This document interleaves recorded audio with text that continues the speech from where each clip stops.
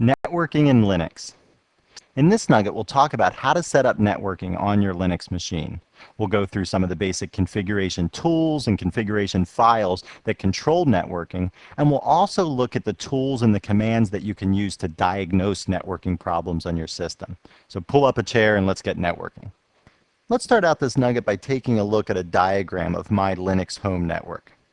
So what I've got on my home network is I've got two machines. I've got a desktop machine and I've got a laptop machine.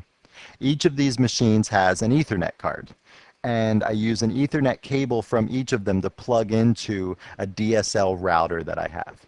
Now the DSL router that I have is a Linksys 4-port router, so it can handle up to 4 connections from local machines. All right, that router I think cost me about 60 bucks, and I've seen them sell on eBay for $15. And this is the key to creating your own little mini home network. All right, then that router uses an Ethernet cable to plug into a DSL modem that I have.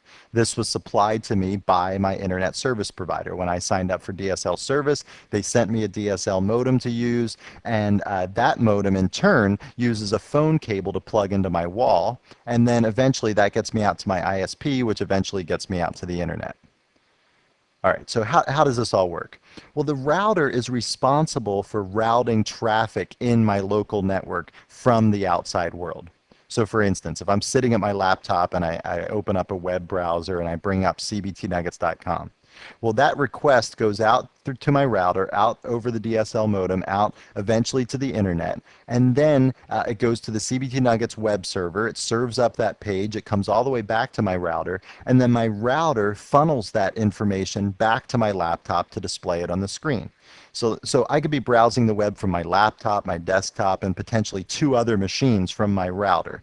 Okay, and it takes care of routing the information back to the correct machine from the outside world. Now, my internet service provider assigns IP addresses dynamically, so it's using the DHCP protocol, the Dynamic Host Configuration Protocol. So it assigns IP addresses dynamically, and according to the modem, it just has one thing plugged into it, so I get one IP address from my ISP. That IP address is given to my DSL router. All right. In turn, my DSL router is configured as a DHCP server for the local network. All right. So it gets the IP address from my ISP, but my laptop and my desktop get local IP addresses from the DSL router. Okay, so for instance, my desktop gets an IP address of something like 192.168.1.101. Okay, and my laptop might get one like 192.168.1.102. Okay, and remember from our discussion in the intro series that these IP addresses are local IP addresses. Anything that starts with 192.168.1 something is a local IP address that's cannot be seen by the global internet. Okay, that's just its IP address on the local system, and that's what the router uses to route traffic to it.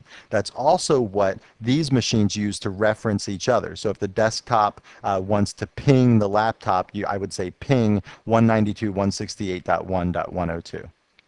All right, so that's the way my local network is set up. Now let's move out to the Linux screen, and I want to show you how to configure this router so that it behaves just like I was explaining in this diagram. Now, when I bought my router, it came with an instruction manual that said if you want to configure the router, open up a web browser and type in 192.168.1.1. That's the router's address, okay, on the local network. And I type in a password, I get to the setup screen for my router. Now, this isn't going to be exactly the same for every router, all right? It's going to vary from one to the other. If you got your router used or something, you can always look up the manuals for them online somewhere from the vendor's webpage. All right, so let's just look at the kinds of things that can be set up on the setup screen of the router. The very first thing is it says to obtain an IP address automatically. That's because my ISP uses the DHCP protocol to assign IP addresses, so that's why this is set this way. If I was plugging my router into a connection that was a static IP address, then I could change that in here, okay? Now, as we go down here, some of the other things that you can set up, is the local IP address of the router. Like I just said, 192.168.1.1 is the local IP address of the router. That's the default setting for this particular brand of router. If I wanted to change that, I could do that right here in these boxes. All right. Next thing is you can see that a local DHCP server has been enabled for this router. So like I said, this is going to make the router assign IP addresses to the machines that are plugged into it. And you can see that the start address of the starting IP address of the IP addresses that it assigns is 192.168.1.100. Now, the first part is fixed. 192.168.1 is fixed. I can't change those, but I could change the end. I could start it at 1.50 or 1.150 or whatever I want. And then I can specify the number of addresses that can be assigned by this. Okay, that's just by default set to be 50. I can't plug 50 machines into this 4-port router, but so I could change that to 4 if I want it, and nothing would ever change. Okay, but this is how you configure my particular router so that it gets an IP address automatically from the ISP, and it also assigns IP addresses automatically to my local network. Now the next thing I want to do is show you how to configure one of the Linux machines in the network, namely my desktop machine, which is Nugget SUSE here, to use the DHCP protocol. Okay, so I'm going to use YAST first, and then I'll show you the different config files that you could edit by hand if you want to do the same kinds of things. Okay, so under Network Devices, I'm going to click on Network Card, and it's got to go through and read some configuration files and so on to open up the YAST screen that's going to allow me to configure this. But basically what we're going to do is configure the Linux machine here to accept IP addresses automatically using the DHCP protocol. Now, the thing is the way that I'm configuring it is, like I said, it's already been configured. So let's just click Change here so that we can see the settings, and I'll click Edit. You can see that it's set up to obtain the address set up via DHCP, automatically obtain the IP address. Now, to the Linux machine, it doesn't matter that it's plugged into the router. It could be plugged in directly to the DSL modem, for instance, which also, will provide an address dynamically from the ISP. Okay, that doesn't make any difference, right? All that we're doing here is we're setting up our Linux machine to accept an address from DHCP. It doesn't matter if it's the DHCP that the ISP is running or if it's the DHCP that the router is running. Okay, it doesn't matter which device it gets the IP address from. We're just setting it up to get the IP address using that particular protocol. Now in here you can also set up some things like the host name and the name servers, the routing information, and some advanced information as well. Things like hardware details or various options that you can set, and you can play around with that stuff. The default settings should work for DHCP for most any Linux system. The other thing about DHCP is that not only do you get an IP address automatically, you also get a name server address automatically. All right, so that's another thing that kind of gets configured. And so the ISP has the sort of the right to give you a different name server each time you started up your computer. All right. What really happens is they basically assign you the same name server each time, and that gets put into a particular configuration file on your system, namely etc/resolve.conf. Okay, so this is the YAST screen that you can use in SUSE Linux to configure your network card so that it obtains IP addresses automatically or statically, whichever you choose. And other versions of Linux have similar sort of configuration tools, like Red Hat Linux has a graphical tool that allows you to set up your network that's very similar in functionality to this. Now, if you want to configure things manually, you can do all of the configuration by editing certain config files. Now, for SUSE Linux, they recommend that you don't do it by manually editing the config files. They want you to go through YAST because it's sort of a more foolproof way to do things. But if you're an experienced user or you're on a distribution of Linux that doesn't have a graphical user interface, then you can go through and edit the various config files by hand. Now that being said, different distributions of Linux will name some of these files slightly differently. So you need to consult the documentation for your particular distribution if something here doesn't quite work for you. But most of these config files are pretty much standard across all the distributions of Linux. All right, so first, we're in the etc directory. So the first thing we're going to look at here is the resolve.conf file. Now, as we go down here, let's go down to the bottom, you'll see this is where we define the name servers for our system. Now, you can see up here in this whole preface to this, to the actual setting, they talk about a number of different things. One of the things that they mention is that you're allowed to, or that another setting, a sort of an environment variable for the network setting, can be done in the etc sysconfig network config file or an etc sysconfig network DHCP file, and we'll talk about this directory here in a second. But basically they're saying that you can set an environment variable there so that the DHCP server can modify the name server in etc resolve.conf. I have that set so that it does resolve that, so that it does change the resolve.conf file so that the DHCP server can sort of tell me what the name server is for this particular session. All right. Now that typically doesn't change very often. My ISP provides the same name server from one time that I turn on my computer to the next, but it did change once a month ago, and they just gave me a different name server for some reason.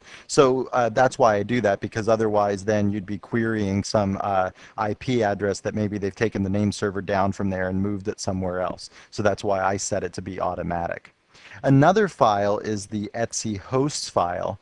This file contains a number of hostname to address mappings. All right, so here it's saying 127.0.0.1 is localhost. You can put other things in here so that you can sort of speed up the translation. Typically, it's only used at boot time before any sort of name servers are up and running. Okay, so but the etc host file is another file that's part of the configuration file. Another file that's an important configuration file is etc host.conf. Now in etc host.conf, a few things are set. You can look at the man page for host.conf to get all the different settings, but one of the things that is set is this order here, and this says what order should names be resolved by your system. So the ordering on my system by default was hosts followed by bind. Now hosts mean that it's going to look in the etc hosts file first. If the resolution can't be made from the etc host file, then what it does is it goes and uses the name server. That's what bind means. Okay, so that's another configuration file that's important. Another configuration file, or a whole set of them that are important, is in the sysconfig directory, and then under sysconfig there's a directory called network on SUSE Linux. On some versions of Linux there's just a file called network in the sysconfig directory, and that file contains things like the host name, IP address, gateway settings, all sorts of stuff is done in the network file. On SUSE Linux, there's a network directory, and then in the network directory are a few different files that contain some information about the network. So network config and network DHCP are both files that we saw referenced in resolve.conf, where we could set environment variables so that in resolve.conf it was talking about whether you wanted the name server to be changed automatically by DHCP, and there were settings in config and DHCP to do that. ifconfig eth with the crazy address here is the settings for my particular Ethernet card. Okay, so this directory has a bunch of config files for you to for you to mess with. Again, things that are in here like host name, IP address, whether you want DHCP to take control of your name server, and so on, that sort of stuff. Once you have your network configured, then of course you're going to want to test it to make sure everything's working the way that you think it should. The easiest way to test the functionality of your network is just bring up a web browser and start typing in some web addresses.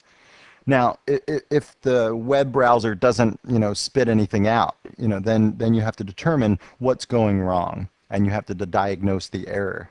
Now, the problem could be anything from the actual web server is down. It could be that your name server isn't working. It could be that your connection to the internet isn't working, and all sorts of things could happen. So you want to kind of break down that process to distinguish exactly what it is that's going wrong.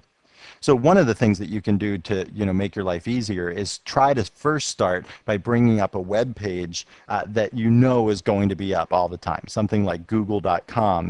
Google makes their living on the fact that their web servers are accessible 24 hours a day. So if Google.com doesn't come up, then the error is probably on not with Google.com. There is probably some Google servers up. The issue is probably something like your name server's not working, or your gateway isn't, you don't have the correct route configured to get out to the internet and things like that. So let's look at how we can diagnose some of these problems.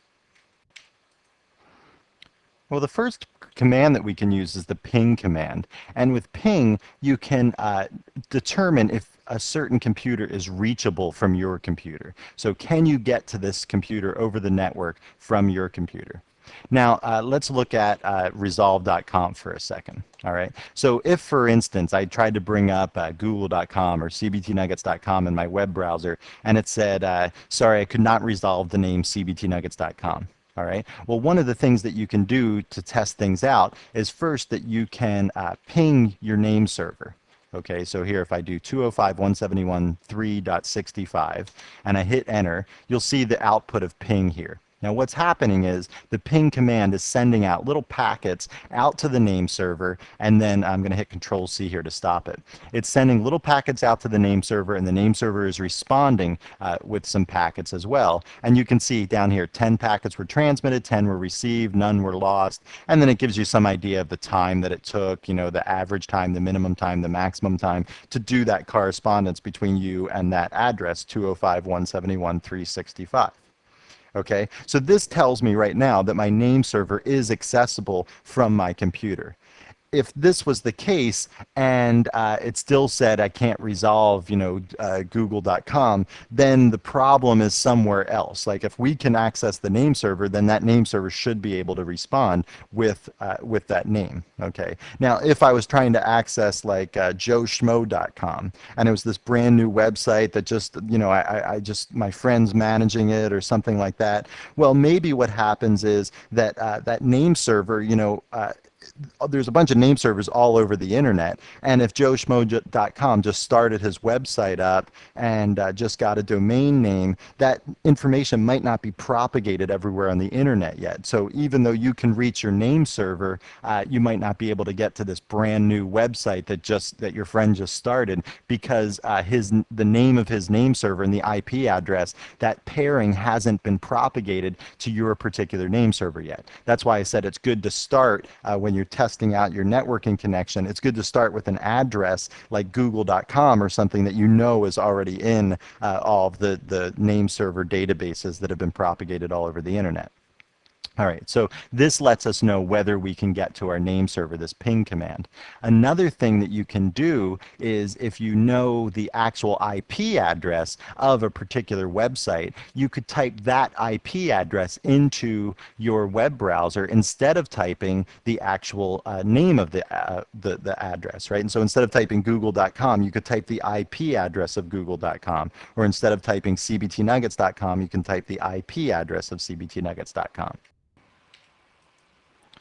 Remember from the intro series, the way that you can learn what an IP address is for a particular domain name is you can use the dig command, and it will tell you that. So here the dig command is telling us that cbtnuggets.com has this IP address.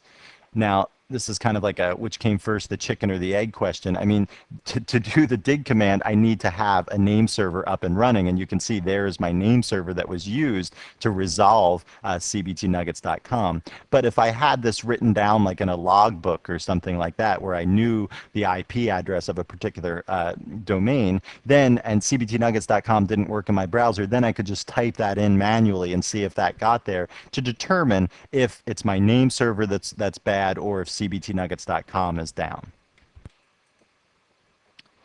If you weren't able to ping the name server, taking a step back, the next thing that you should test is if you can ping sort of your gateway to the internet.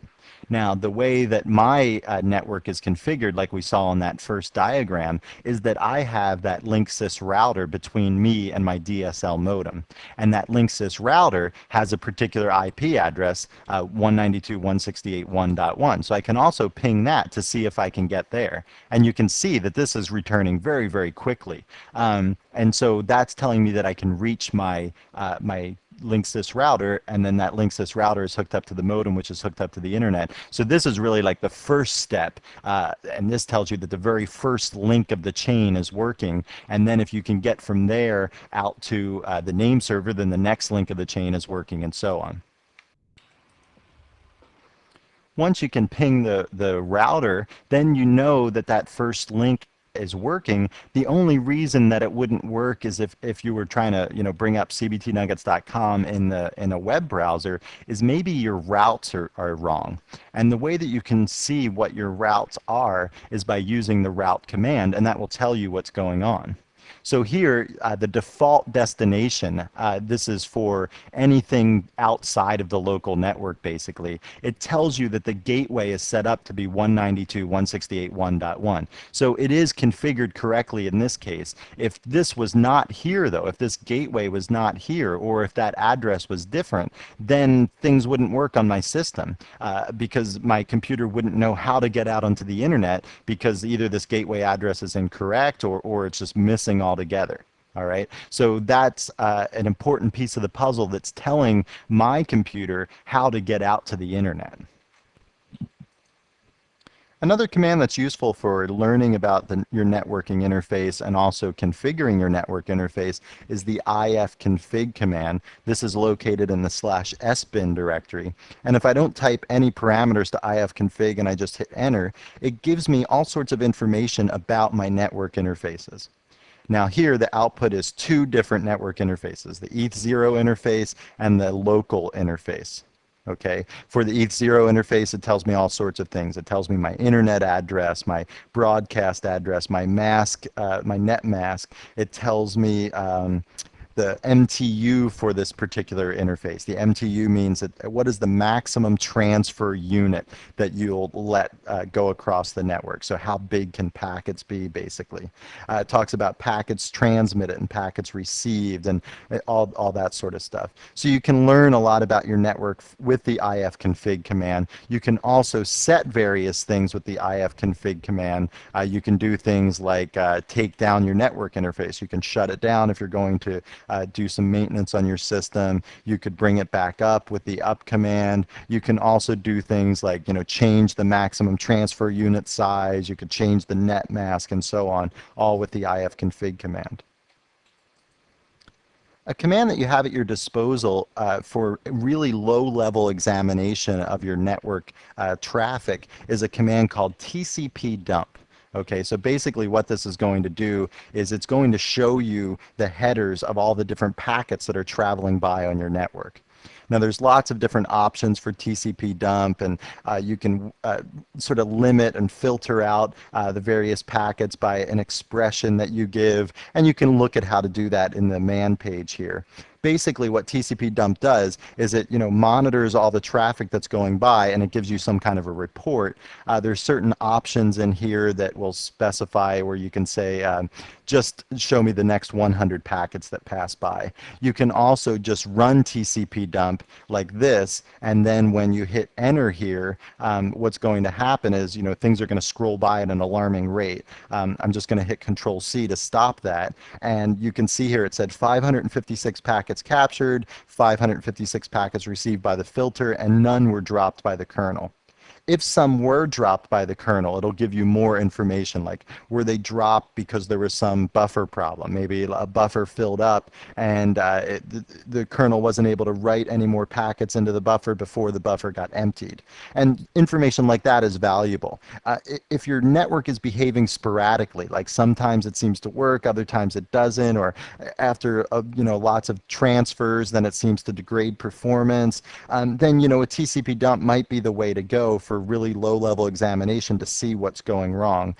I don't want to go into it too much because, like I said, it's a really low-level tool, but I did want to at least tell you about it because it is a tool that does give you this kind of information, and there aren't a lot of tools that do that for you on Linux.